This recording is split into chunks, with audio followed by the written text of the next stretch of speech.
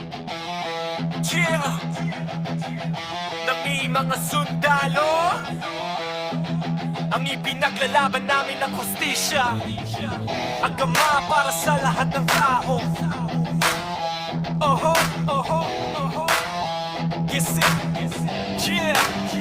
Nagsimula ang lahat noong Pinas lang ang aming mga kalahi. Sila ang mga morong sundalo na sumapi sa hukbong sandatahan ng Pilipinas. Sinanay sila para sa isang misyon, ngunit nung malaman nila ang totoo, ayaw nilang gawin ito dahil ito ay hindi wasto. Kaya dahil sa pagsuway sila ay pinagpapatay doon sa Corregidor kung saan sila nagsasanay. Dahil lang sa Mission Merdeka pinagpapatay sila ng Administrasyong Marcos Sr. noong March 18, 1968. Kaya ngayon nandito kami para ipaglaban ang kanilang hustisya at katarungan na hindi kayang ipaglaban ng iba.